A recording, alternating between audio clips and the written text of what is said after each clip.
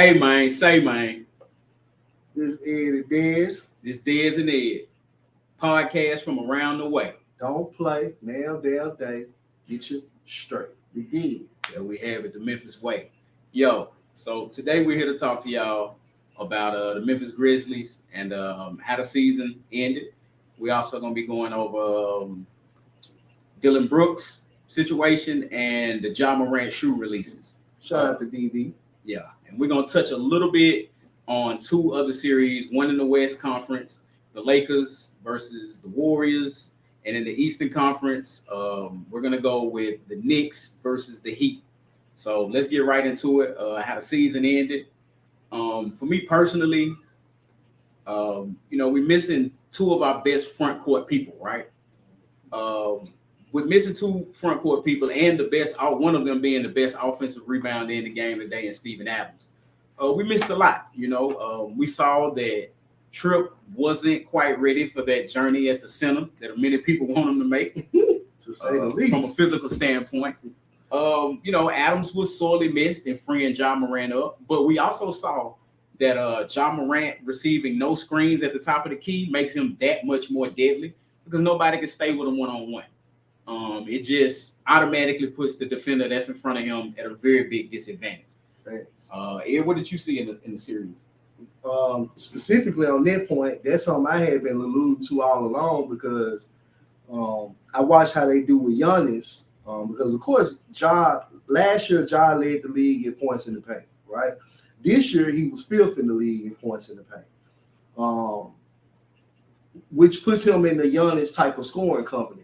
So Giannis don't need no screens, and when you lead the league in scoring at that rate, and I get it. People say, well, Ja led the league when Steven Adams was healthy last year, and that may be true, but at the same time, Ja is still a person that can get money regardless. And like Dezz said, specifically in the playoffs, it showed that we don't, he doesn't need them picks and screens at the top because you ain't gonna bring another man over that could potentially be a double or just even the Steve-O being there clogs up their spacing is not necessary. Create that island where ain't no screen. It's just Ja and whoever the man is getting ready to get took down. So I definitely agree on that. I saw in the series watching Bane. Bane showed me a lot. He showed me that he could come in a Manu type role where you got a real life all-star off the bench. Not a lot of people get that opportunity to play like that in their entire career, and not a lot of teams ever really have a player on their roster like that. It comes to mind like a Jamal Crawford, a guy that can come off the bench and legitimately run combo guard, set people up, put up big buckets, and hit a high percentage off pull-up jump shots. Watching Bane do that, especially like I forgot which game it was, but he just went off and carried us in that second home game. He carried us when Ja couldn't go. He did. He brought him home. He showed what he made of. He showed when they re him up on his next contract what time it is with the money. Sad that Luke couldn't play more with him in that series because when him and Luke was on the floor together, they plus minus was like through the roof. It was crazy looking. So if you put Bane out there with somebody that can shoot, or if you put Ja, Bane, and somebody out there with somebody that can shoot at the other wing, the numbers just go up exponentially no matter what. Who did you see else in the series? Of course, Tillman. And hold on, I'm gonna break this out. First. It's our first pilot episode, man. It's only right. You know what I mean? We celebratory status. This is your key action. So before I even speak, I want to toast to this, me and our pilot lunch. You know what I'm saying? A shout out to my boy Dezz, Big Ed Memphis keeping it pimping. We doing big things with it. So I'm trying to come home. Indubitably. Now, the things I observed specifically outside of it, Luke, I like Luke. Still, Luke showed at times that he's got to learn to be more consistent if he's gonna play that role of being a playmaker, shot creator. But I like Luke definitely. And as far as the person I was gonna speak on specific was Tillman. Tillman definitely shed light he showed this. If we don't, Dezz said this on the phone to me, man. We don't pay him, somebody's gonna pay him, and that's obvious. That's definite. Tillman showed that throughout the series. His ability to play defense on AD. If you look at the way AD got off game 1 versus the Warriors here, in the Lakers versus Warriors matchup that's going on right now, second round, that was a total polar opposite performance versus how he got, how he fared versus Xavier Tillman and Jaren. Now, of course, you do got Jaren back there as your help guy, but at the same time, Xavier Tillman showed another different level of versatility with it. So, man, that's definitely was an awakening. And then Ja just really asserted himself. I think Jaren showed that he wasn't really quite ready yet for the moment, and Ja reasserted that he is always ready for the moment. And it's not somebody that's not necessarily slight Jaren, because I know a lot of people think I'm anti-Jaren. Really not, man. I'm just anti lackadaisicalness or lack of anti-timidness. So I don't like that lack of tenaciousness. I think, I'll say this, I think he just got some improvement to do in terms of mental consistency. Ja is used to being in that position where he come out and produce like the man every night. So mentally, it's second nature for him to produce like that, to come out and understand that whatever I do, I got to do it to the max. I have to be a top producer tonight. And Jaren is going to have to realize that he has the talent to do it. So now he's got to produce like that every night. And the way that's going to happen is just being a more tenacious box out guy, and the rebound. And I don't know if we're going too far into this conversation, but boxing out, rebounding, because what rebounding is going to do is going to create other opportunities without him having to get plays called for him. So when you see AD get 30, AD don't always, of course, AD gets a lot of plays ran for him because they do run the offense through AD, but AD will score at least 6 to 8 points a night off of just rebounds and just playing around the rim, being tenacious, seeing scoring opportunities. The off-ball cuts, just playing around the rim tenaciously, following your shots. That's something Jaren's going to also have to get better with as well, man. He's going to have to learn how to eat around that rim. And it's funny because one of the greatest, if not the greatest of all time, well, you can argue, some people can argue he's the greatest of all time as far as eating around the rim, is right here in the city, is Zach Randolph. I don't know how available Zebo is, because I know Zebo is a very busy man these days. But if it's some way he can work with guys like that, because Jaren has everything else, so he don't need to go work with somebody on defense, or even necessarily in terms of shooting, other than tweaking it and making himself even more deadly. But the things that Zebo was great at, putbacks, clean up, banging, rebounding, boxing out, going ISO consistently, knowing how to use your body in mismatches and footwork as well. Those are all the things that Zebo mastered in his career, made a Hall of Fame caliber career out of. So those are the things that Jaren's going to have to really put together to really maximize his skills and his talent. He can rely on – the thing about Jaren, I always say this about him, Jaren can play half-ass and be Defensive Player of the Year.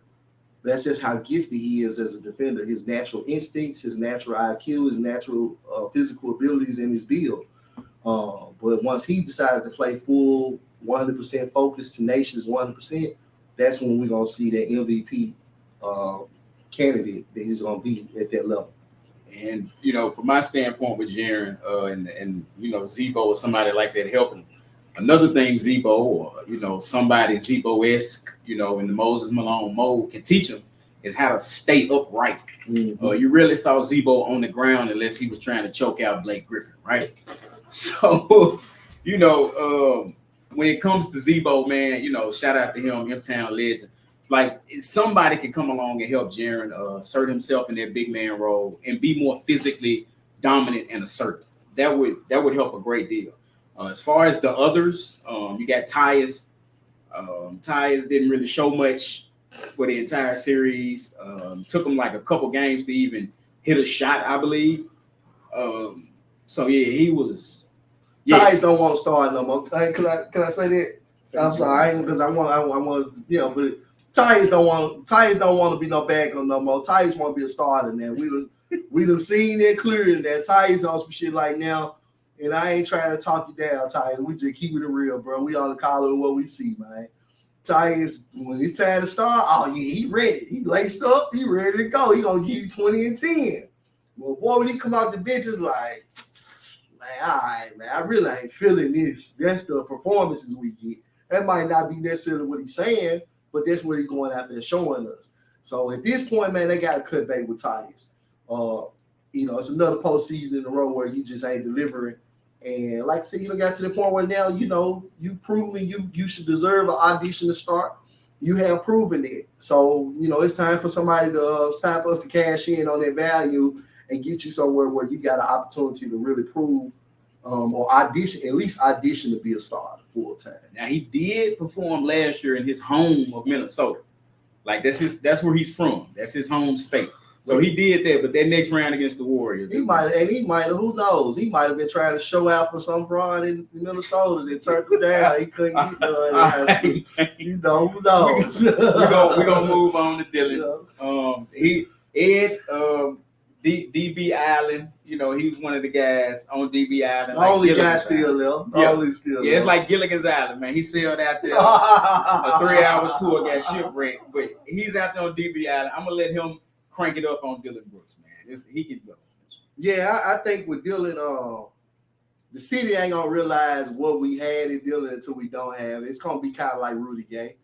Everybody wanted Rudy gone except me. At that time, I was the only person that was like, no, I don't think we know what we're doing now. I don't think we want to get rid of him too quick.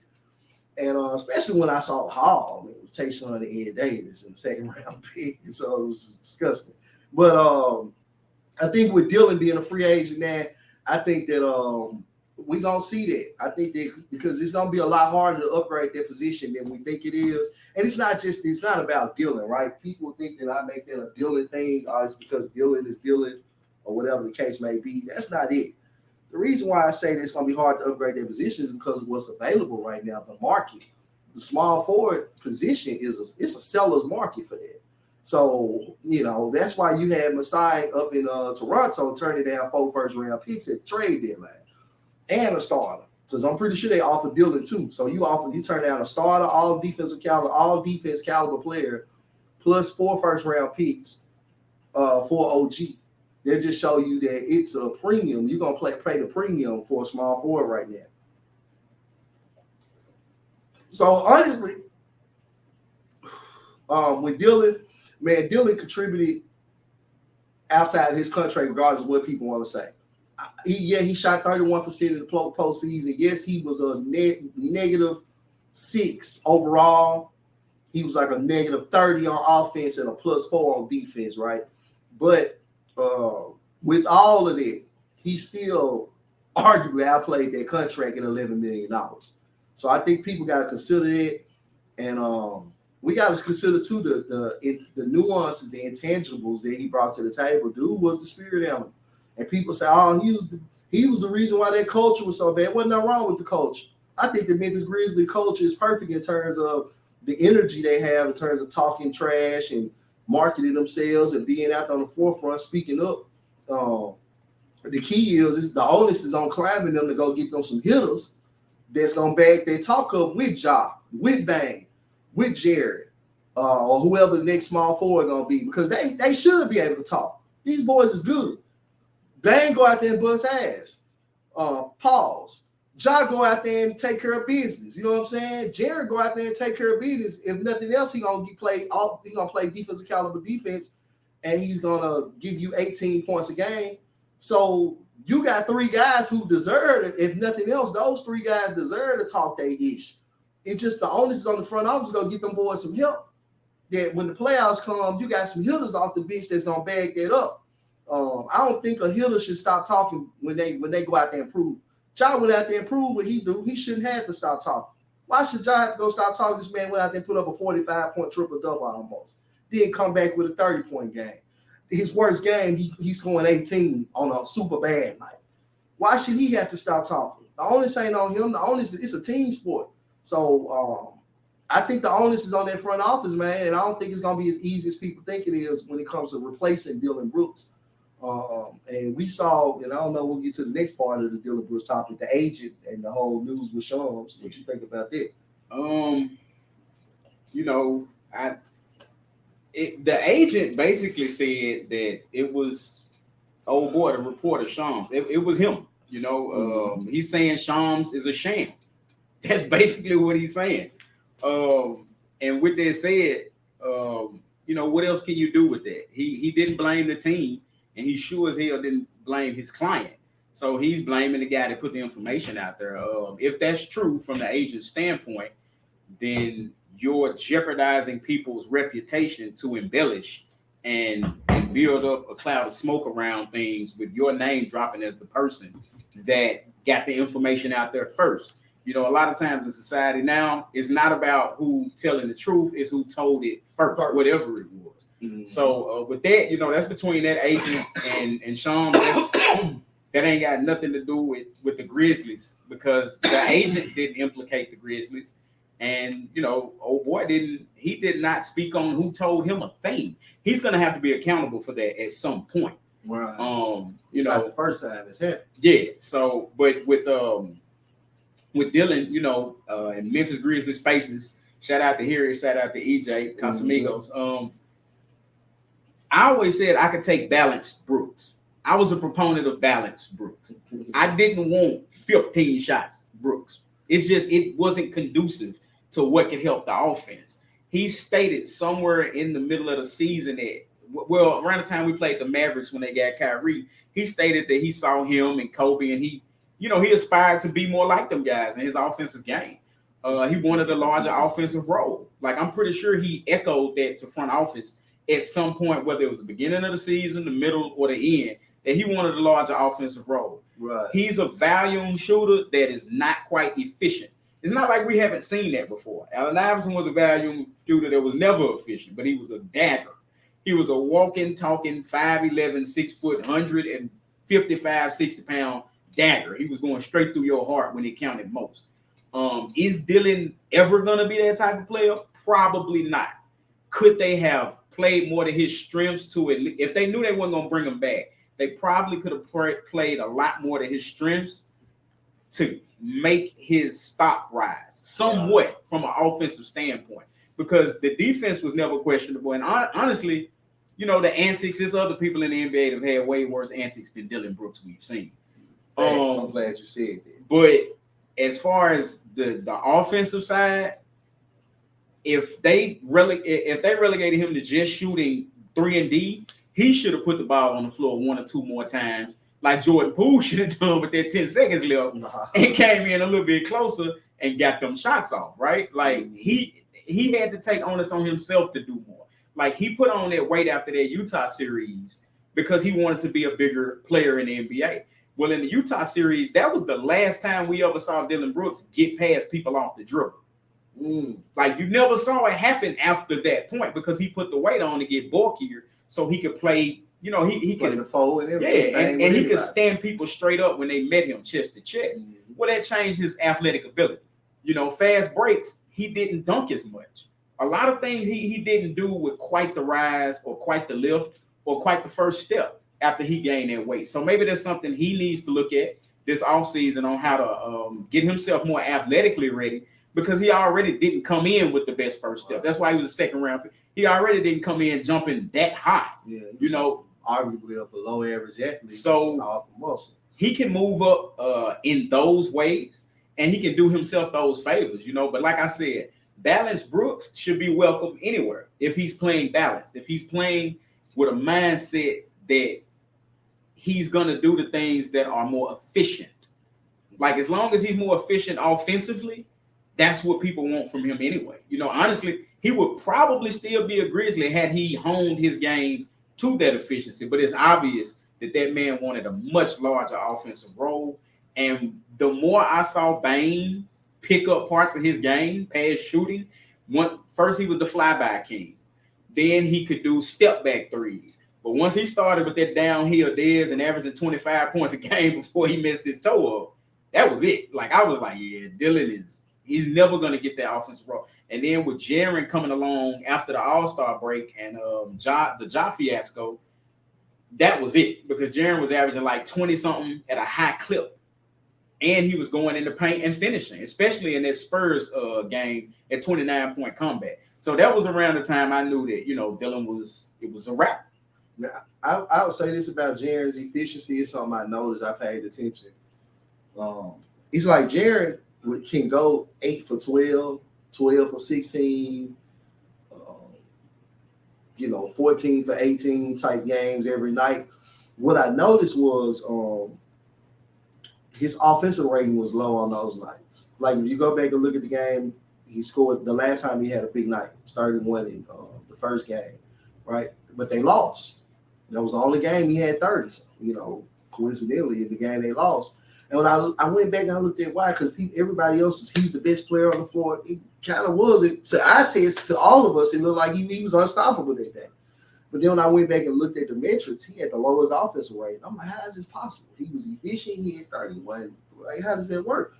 And then I went back and watched the game again, and it was the offense slowed down a lot in order for him to get those shots. So, and guys, that's not on Jaren, but the team has a tendency to stand around regardless of who it is. So when people used to say that about with Ja, the team would stand around, they started doing the same thing with Jaren. Whoever's in ISO, there's no motion, there's no movement. I think at the exit interviews, Ja mentioned that he wants more motion in the offense. So that's interesting, that you brought that up here. We can, speaking of Ja, we can segue right into it. The Ja 1 release. And this is somebody with the Ja 1s on. Day one. Yeah. He Grizzlies down. From day one. Yeah. I kept it Memphis with the pennies. Yeah. When we got the Tiger phones, I want those shots there too. Oh my God. But with that, Ed, tell them about your experience with Nike. Nike, I hope y'all listening. People are having this problem a lot. Yeah, with the app, man. I was on the app for the trivia, the game, the Ja trivia nights, the ones that came out yesterday. So I was on the app at 8:50. So I'm on there early because they notified me like 15, 20 minutes before, like, hey, the shoe for the drop. So I call on the app and sit on the app. I'm just staring at it. Man, I hit 9 o'clock hit. You know how it goes from notify me or favorite. It goes from favorite until it turns into the price point at 9 o'clock. Once it hits the price point, you can check out. So I, hit it, check out. Went through the little transaction process to check out. By the time my transaction had said pending or whatever, it was 9:01. The shoe was already sold out. Here I am on the site 10 minutes early before you can even do anything. And on the site, calculating the moment it hit 9:01, I immediately went right into the transaction. It took 60 seconds for the little transaction to process, but by that time, the shoe was already sold out, man. So imagine how heartbroken I was, man. Think of that, man. That's the devil in action. The man said 9:01, and he's in Memphis. Look up the area. No, Look up the area. That is discrimination. Come on, man. If I finished the transaction at 9:01, I damn near should have been discounted $5 on the street. There you go, man. Just because of time. Just the time. Nike, I know y'all having a problem with bots. I know a little bit about computers. Like y'all gonna have to do something about the bots. It's getting too. It's getting too much. Because what happened was, look at this. Same thing happened with this shoe. It was the same issue. So guess what I had to go do? I had to do this. You know what that my fault. You know what that is, right? StockX, people. So I had to go pay an extra $65 to some nerd who was able to hold me out of the spot to get his computer. Somehow they able to read these apps to where they're able to block me out for 60 seconds to buy up all the shoes. And they're sold out, and it forces me to go to them and pay them $65 for y'all shoe. My man's got to go through the middleman for the hometown shoe. What y'all doing? Like, That's crazy. We got to fix these issues. Yeah, it's crazy. We got to fix them. So let's roll into this. We're going to start with the Lakers and Warriors. First two games. After the trade deadline, the Lakers were able to acquire basically a lot of pieces they needed to complement AD and LeBron. Basically, they surrounded them with shooting versatility on the defensive end, offensive end, snap of a finger fast. It was crazy to watch. Shout out to Rob Pelinka. They look just alike. I get them confused. I swear they do. But yeah, shout out to them, man, for filling their roster in like that. With Bron, their first game, Steve Kerr said it was a fill-out game. I don't believe in fill-out games personally. I think that's playing Russian roulette with your future. So I don't quite believe in it. But the man has a lot of rings as a player and a coach. So shout out to him, for the fill-out game. I just don't know if you want to fill out a game around LeBron. It's been a good first two games. They stayed tight for certain periods in between the games. During the games. The Lakers pretty much dominated the first game with defense because that's their calling card. If they're going to advance to the finals, it's defense. It's going to be AD being the best all-around big man in the NBA. Shit. That's what it's going to be. With Bron, he did his thing. He was off, but he still led them in the ways LeBron James leads. As far as the Warriors, Klay was smoking hot in that second game. Klay could not miss. The net was not moving.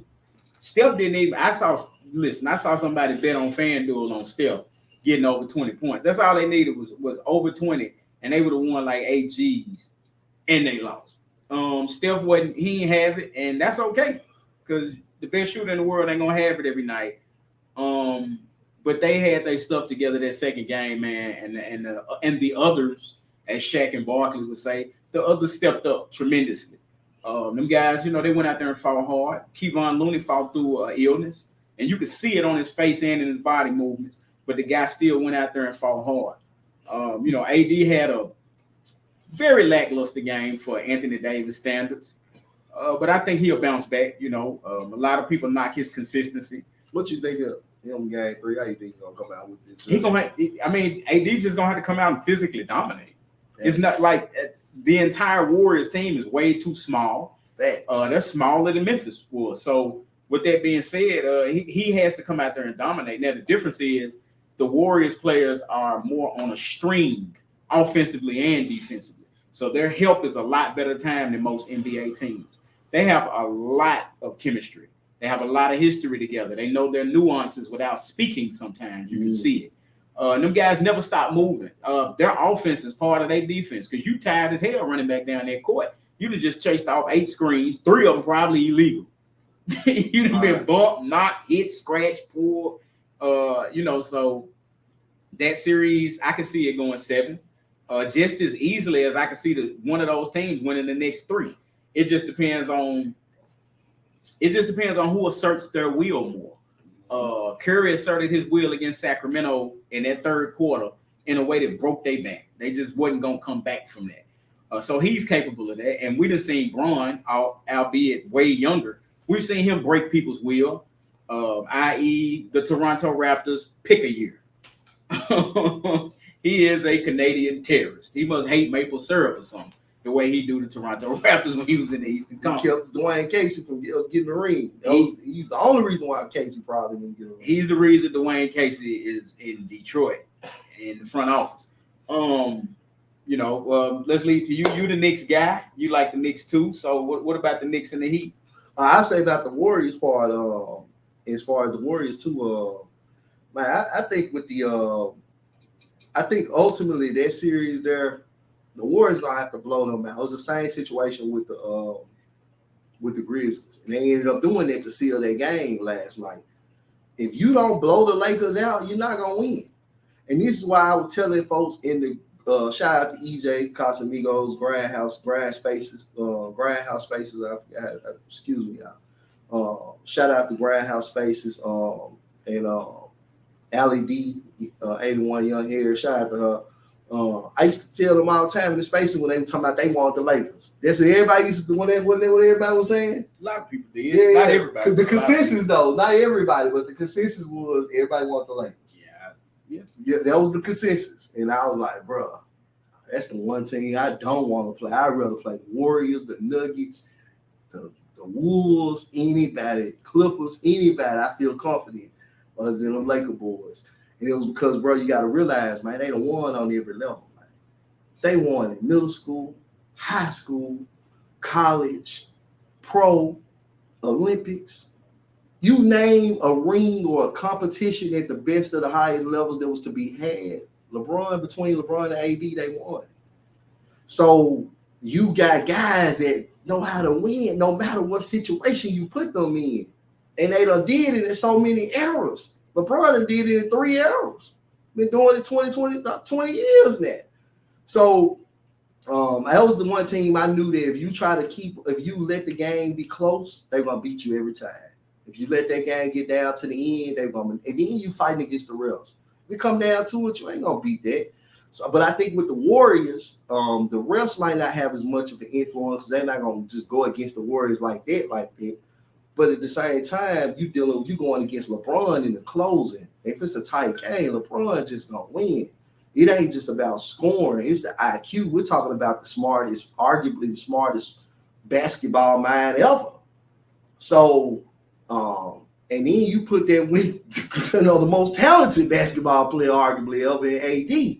So when you got that combination and they both still top 5 players, man, kiss the baby. And then you got Darvin Ham, who won a ring as an assistant, and he played the game. I remember when Darvin Ham used to dunk on folk. He didn't do nothing but used to dunk. That's all he did was dunk on folk. But those guys, it was between the 3 of them alone, the experience, bro, it was unmatched. And I knew that if you play the game close with them, the only way you're gonna beat them, you gotta blow them out. You gotta take them away every time. You gotta take any hope away from them. And when I say that the Grizzlies weren't doing that, they weren't coming out gunning out the gate. Every game they were BSing. And the Warriors are different between them and the Warriors. The Warriors ain't doing it. They done been here before. So that's going to be an interesting series, man, really how it's going to play out, because it's really going to boil down to, I bet if it's close, the Lakers going to win. If the games are close, the Lakers going to win. If and last night was proven when, if Golden State can get a run on you and blow you out, that's how they going to win. If they win, it's going to be a blowout. Or it's going to be something along them lines where they ran them off the court. Because anything else, bro, you're not beating no Lakers, bro. Ain't no team in the West right now built like that to beat them. The craziest thing, the only team that can beat them in a slow down game, believe it or not, if you ask me, is Philly. It's the only team I think that'll beat them in a series if you slow the series down and you really walk it down and it's a close game throughout the game. Other than that, bro, ain't nobody in the league that's in the league right now that's in the playoffs that's gonna be able to do that. As far as the Knicks, moving on to the Knicks. My Knicks, baby, New York, or whatever y'all want to say, New York forever, bing, bong, all that. That's my team. I grew up. That was the first team, the Latrell Sprewell Knicks, real quickly, is the team that made me fall in love with basketball. So I was a fan of that team before we even knew we were going to have the Grizzlies. When the Grizzlies came, I stuck by them too, just like that, split their love the whole time since up to now. But we in the second round for the first time in a decade, since like Mike Woodson and them team was here. And it's largely because of the IQ of Jalen Brunson, bro. Dallas, thank you. Luka, thank you. Mark Cuban, thank you. I mean, seriously, thank you. Y'all brought us out of the depths of oppression for the past 20 years, 25 years. We've been cursed. Self-inflicted oppression. Yeah, no doubt. The Sprewell curse. They ain't been to the finals and had no relevance since they traded Sprewell when he broke his hand on the boat.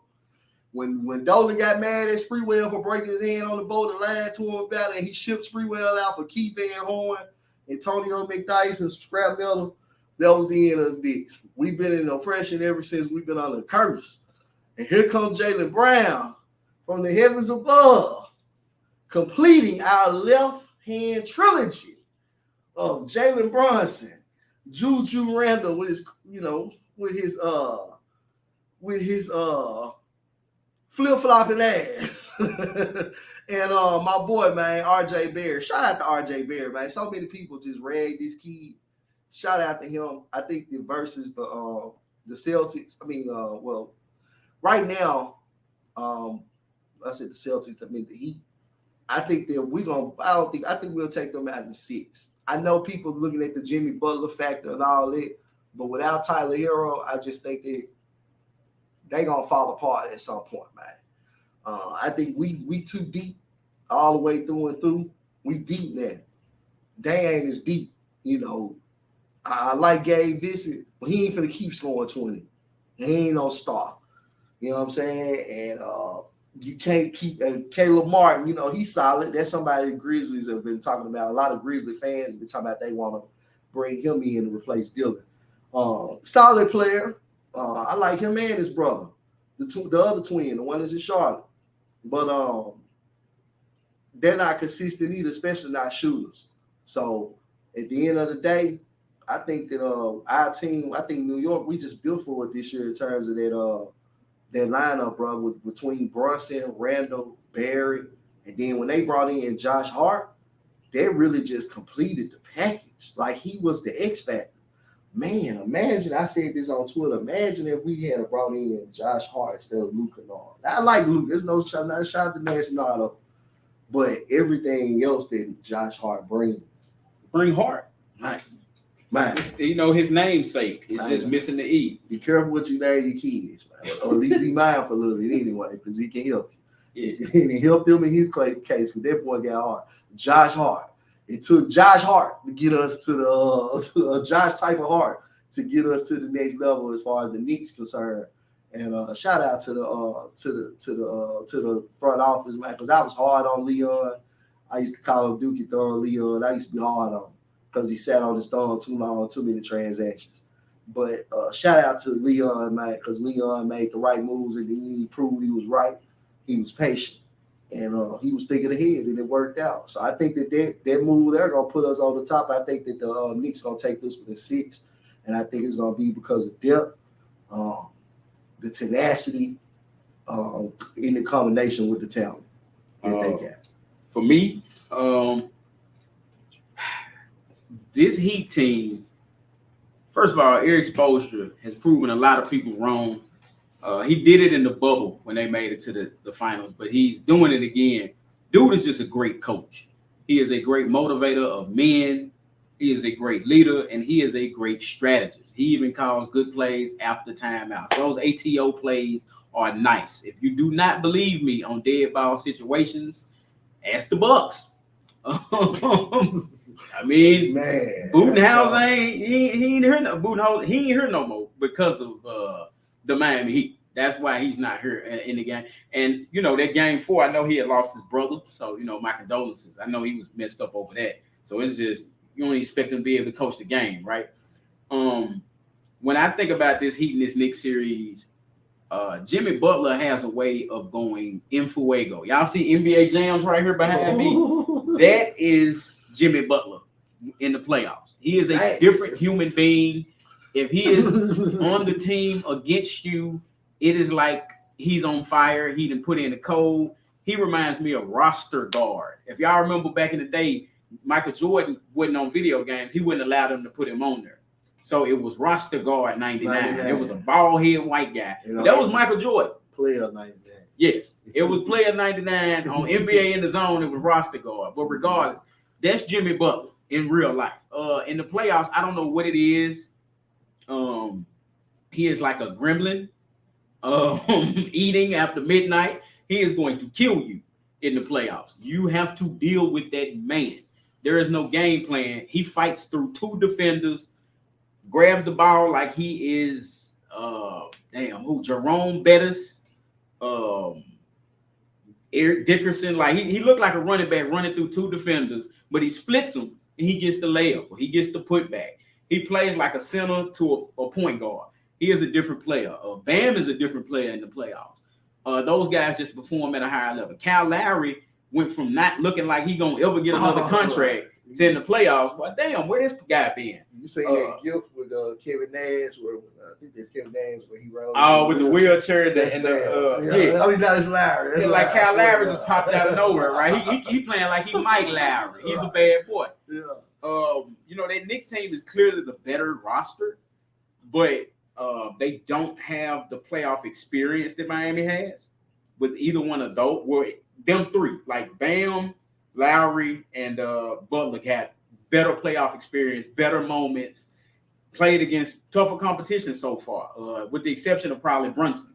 What Brunson did with the Mavs last year, you got to remember when Luka was out, he against Utah, he kind of carried them. Brunson is a different beast. He got that Jay Wright Villanova to him. Villanova. He got that to him. The guy's excellent, man. Jalen Brunson is excellent. His daddy did right, man. You know, his daddy did right going to New York. They did right getting Josh Hart over there. Julius Randle, he doing right. RJ Barrett coming into his own. Finally, he's coming into his own, people. Emmanuel Quickly playing real good. He playing like he want a big contract somewhere. I don't know if the Knicks gonna be able to give it to him. But those guys are playing really well, man. Obi Toppin, now that Coach Tibbs putting him in the game, the guy looks good. I mean, the guy hitting threes, he dunking, he doing what he need to do. That whole team is doing what they need to do. They don't even have to put Derrick Rose in right now for the most part. They don't need and Mitchell Robinson outplaying Evan Mobley and Jared Allen in the first round. And Jared Allen basically coming out saying, look, man, the light was too bright for me. And hey, no knock on him for that. But Mitchell Robinson was he was a starved junkyard dog in that first. Wow. He looking like I belong in best defensive category. He was like long Dennis Rodman. Like Dennis Rodman. I mean, the guy was fighting valiantly against two guys that to that point had anchored the second best defense all year behind the combination of Adams and Jaren. Wow. When Adams went down, they became the first as far as front court defenses. And he outplayed the both of them. Damn, they're combined. They're combined. Facts. So that New York team is on the roll. Wouldn't be shocked if them guys make it to the conference finals. If Miami make it to the conference finals, if Jimmy Butler come back and lead them to the conference finals, I don't think they're gonna win either. But I didn't think they were gonna beat the Bucks like they did either. I didn't think they were gonna win. Period. They came out and beat them. Yeah, they beat the hell out of them. So with that said, I don't put nothing behind Jimmy. Listen, in the bubble, we all thought it was a sweep in the championship. Right. And Jimmy Butler said, no, it ain't. Now, he almost passed out. He looked like he was going to fall out and foam at the mouth. But the guy won 2 games. He carried them. He carried them to 2 victories against a Lakers team that honestly had decimated Denver, Portland, and the Rockets before them from a physical standpoint, and he wasn't going. So, dude is a different beast, man. So, I think it'll be the Knicks. They probably win that. I don't know if Miami gets another game, personally. He said 6. I don't know if they get another game. But if Jimmy come out there and, he playing like he trying to, get drafted for Marquette. Yeah, that's why I said it. I'm just incorporating that factor into the equation. Yeah. It's a good chance Jimmy might wild out again.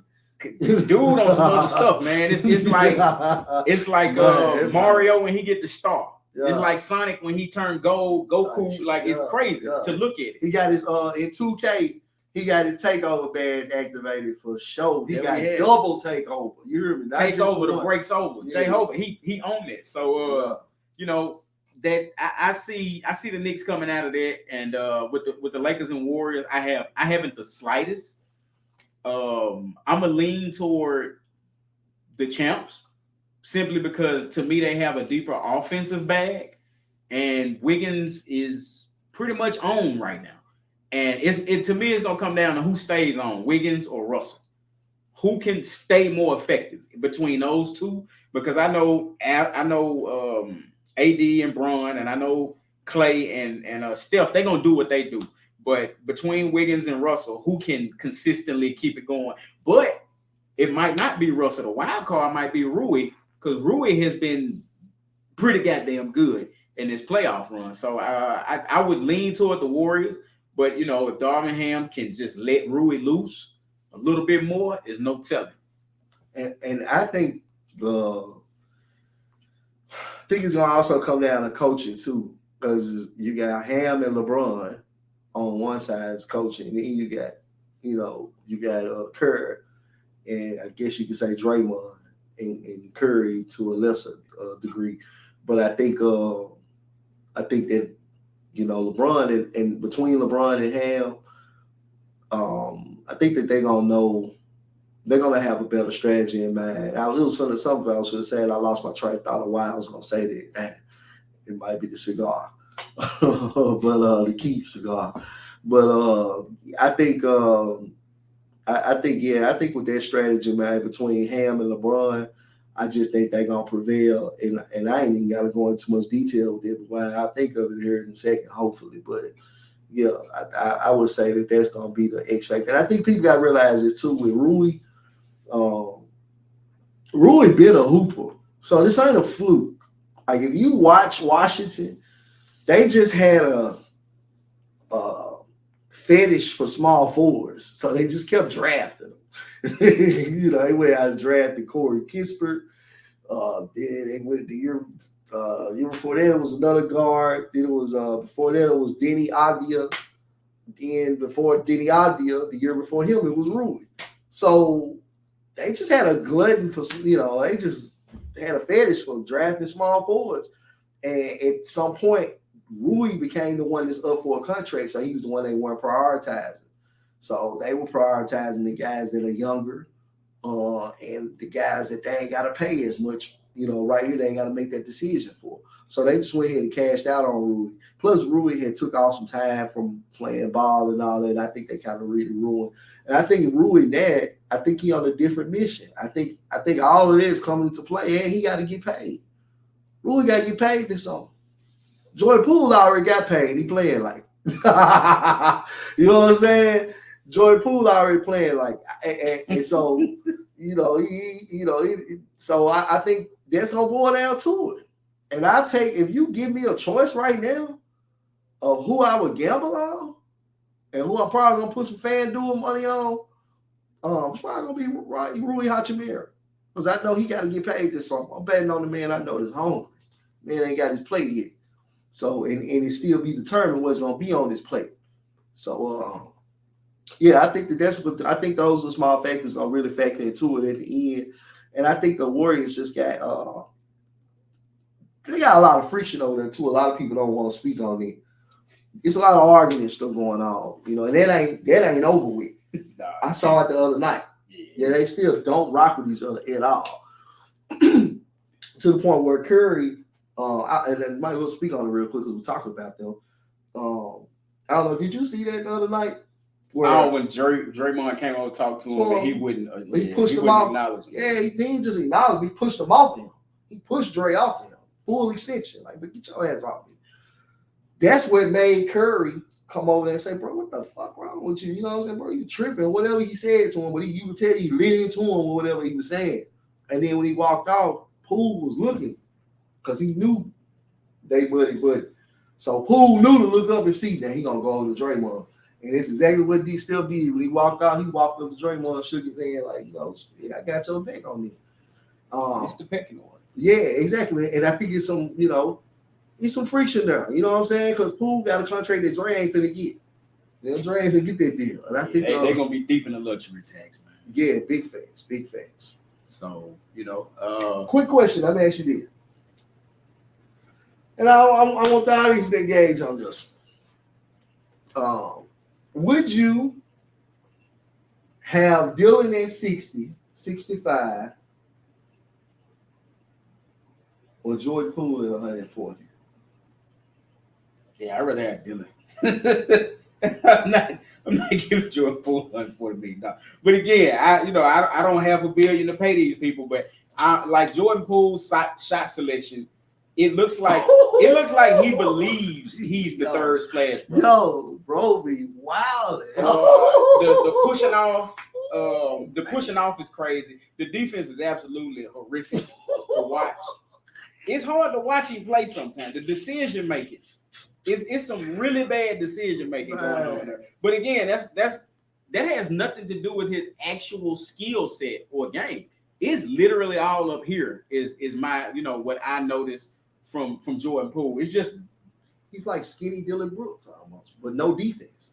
Yeah, I mean it's weird to watch sometimes, but he is who he is. They paid him, they chose him, but he's like unlikable. They love Dillon in his locker room. They hate. I don't see nobody take Jordan Poole's side. When he got punched out in that video, you saw Steph, Clay, everybody just like. It is what it is. Yeah, it is what it is. Gonna be what it's gonna be. He's gonna be there because I don't see nobody trading for that contract with his shot selection and his decision making on the court. Seemed like a pretty mild-mannered, cool dude or whatever, off the court or whatever. I don't know him like that. But, on the court, those are the full extension of pushing people off to get free on a regular basis. When he dribbles, the worst exaggerated. Like, it's flopping, and then it's just complete exaggeration. And he just completely exaggerates to the point refs won't blow the whistle. A lot of Warrior fans complain about not getting the whistle. They need to talk to him about stopping that, because what he does is crazy looking. It looked like Three Stooges, whoop, whoop, whoop, like it's some wild stuff to watch. When you mention that, do you think 1 + 1 = 2? I'm one of those people, man. 1 + 1 = 2. And when I look at what I see as far as the lack of support of his teammates behind him, and also what you just mentioned about the refs stop rocking with him. Because even with that push out the other night, he expecting calls. Like, he really looking like he really felt like he's supposed to get called, get that benefit of a doubt. So get to the point. Do you think that just in general, he's just becoming an unlikable guy? I ain't in that locker room. Right. As far as the NBA ain't got no problem putting him on commercials. You know what I'm saying? They don't. Like, I didn't say he been in a commercial. Yeah, he been in NBA commercial. So he is one of the faces of the preeminent franchise in the last 10 years. He's marketable for sure. I mean, he got a game it does bring excitement. It has flair. As far as how they like him, I mean, all I got to speak to that is 2 things: Draymond punching him, and then Klay Thompson sticking up for him, saying, "Hey, you see that banner back there? He had a lot to do with this. It's addressing Poole." So obviously they value the guy. It's just Draymond is who he's gonna be. He's proven that time and time again. Dude ain't switching up. Like, at least you know what you're getting with dude. You're gonna consistently be on somebody's ass. One way or another. KD, if it ain't Harrison Barnes, if it ain't KD, it's Poole. Yeah, he gonna find somebody that he gonna shark him all year, and somebody get. I mean, the dude usually small forward, guard wing. It is what it is with that. As far as Poole and Draymond, they probably got polar opposite personalities. There's no telling what the friction is or was. I wasn't there for whatever conversation. In order to hit somebody, and you all make tens of millions of dollars a year, it's got to be something. Yeah. It's got to be. So I don't know what that is, but whatever it is, the ownership. Was Klay in there? Klay was in that gym when he got hit. I'm pretty sure all of them were. I mean, it looked like a practice, but Klay didn't run over them. I mean, they kind of ran to stop Draymond, but that was it. But it is what it is on that, man, and that's something that team got to work out this summer. And they're going to work it out one way or another, because them guys is headed for the luxury tax in a way that nobody has in the history of the game. They rewrote the CBA based around them. Stopping it. Or whoever. But bottom line is that's a lot of money that they're going to have to pay that ain't got nothing to do with the cap itself, just in the luxury. So they're going to figure that out. You know what I'm saying? They obviously in the most expensive city in the United States to stay in. And they bothered to move the new stadium across the bridge, move basically all the teams out of Oakland at this point. So San Francisco is wealthy beyond measure in comparison to every other market, with the exception of New York and LA. They are Houston. Yeah, and Houston and Chicago, the largest ones. But it'll end up being what it's gonna be, and the chips gonna fall where they will, and that's all gonna depend on ownership and front office, who they value more. Because either one of them they keep is still gonna cost them. It's gonna cost them a heap of money. Who would you keep? Me personally, I try to find somebody there to take Poole. I'm not messing up what Wiggins doing. Yeah, what Wiggins doing, what he doing. It's not like Draymond was ever really counted on for elite athleticism anyway. Right. So any decline in his foot, it doesn't matter. He gonna still be Draymond. Right. But if you lose Draymond, you lose Steph. Well, you lose a lot of the space that Steph and Klay get. Like, who's gonna replace that space? Who's gonna be that facilitator? Because after Mark Jackson left, Draymond was the main facilitator on that team. Right. Now, what I've been seeing in the playoffs a lot more is Steph has been on ball, running their pick and roll, and that's what's been eating people up. Like, they can't hold him once he come off the screen, because he has such, Harry says she hates this word, but it's gravity. Like he has such a gravity to him that you have to go out to Steph when he comes off a screen. And it messes up an entire defense, man. You already stretched thin. But then you got Clay out there, arguably the second best shooter to ever live. And I don't know if he's that far behind Steph as far as just a pure shot. Now, off the bounce, he's nowhere near close. Nobody can touch that. But just shooting, dude might be the second best. And catch and shooter, he might be better because Clay don't have to bend his knees to shoot in a catch and shoot. You can throw him the ball and he can shoot it in the catch. He only got to bend his knees. It's crazy. Yeah, his shooting pocket is insane, man. If it was pool, it'd be the whole table. He'd call it. With that said, we done covered every topic. We done went over. This is Dezz and Ed. What's your handle? Oh, it's my bad. This is the first one, y'all. Forgive me. The Twitter handle is D_E_Z_Z_.